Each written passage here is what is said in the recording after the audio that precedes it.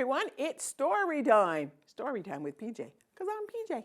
All right, this one is called The Miracles of Jesus. And this one is an I Can Read book as well. So again, it's one that you can read, but sometimes it's nice to have a story read to you. And very soon, in the next couple weeks, we're going to start to read some Christmas books. But I wanted to read a few about Jesus before then. All right, this is called, like I said, The Miracles of Jesus. And this one's about Jairus' daughter. Jesus traveled all over Galilee. It was his job to show the world that God loved all people. In so many places, Jesus performed miracles, like healing the sick and even raising people from the dead. That means people that had died came back to life again. One day, a man named Jairus came up to him. He was an important man in the community. Jairus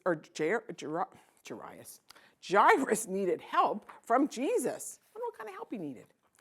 Jairus said to Jesus, "Teacher, my daughter is sick. Please put your hands on her, and I know then she'll be healed." He really believed, didn't he? Jesus could tell that Jairus had faith, so Jesus went with him. A large crowd followed them.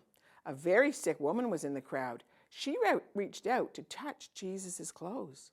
Jesus felt some of God's healing power go right into this woman, and Jesus asked, "Who just touched me?" See, I think it was this woman down here. The woman stepped forward. She said, "It was me."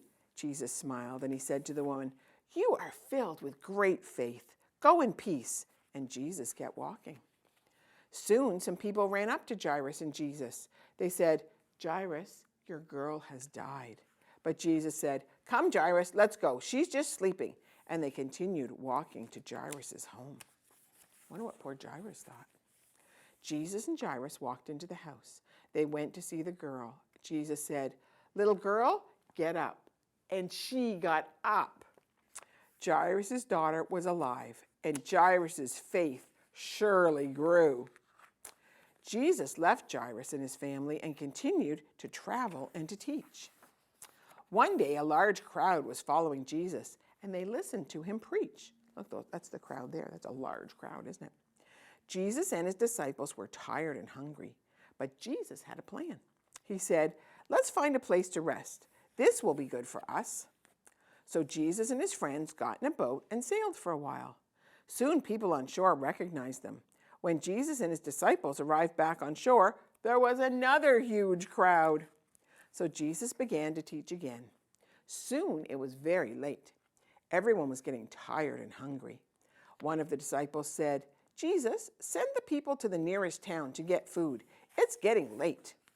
But Jesus said, "We should feed them. Go, find some food to share." The disciples knew it would cost a lot of money to feed all the people. There must have been at least 5,000 men, let alone the women and children. Philip said, "Oh, Jesus, it will cost way too much money." Then Andrew came up to Jesus and said, "This little boy has 5 small barley loaves of bread and 2 small fishes, but it's all we can find. Can this possibly be enough?" What do you guys think? Is that enough right there to feed 5,000 people? Jesus smiled. "Have the people sit down." Oh my, what's going to happen? Jesus took the bread and the fish. He gave thanks for the food and broke the food into smaller pieces to share. The disciples passed out food to everyone. It was a miracle. All the people, all 5,000 of them, had enough to eat, and there were 12 baskets of food left over. Thanks be to God. And on this last page it says, "Did you know Jesus performed many miracles that are in the Bible? Some that we know best are turning water into wine, healing a blind man, healing a man who was paralyzed, raising Lazarus from the dead. But the only 2 miracles that are in all 4 of the Gospels are the feeding of the 5,000 and Jesus' resurrection." And it says down here, words to treasure, Luke 8:50. Don't be afraid, just believe. And that's what God wants us to do. He wants us to believe in miracles, just like the miracles that Jesus performed. Well, thanks for joining me today on Storytime with PJ, and I look forward to seeing you next week. See you later.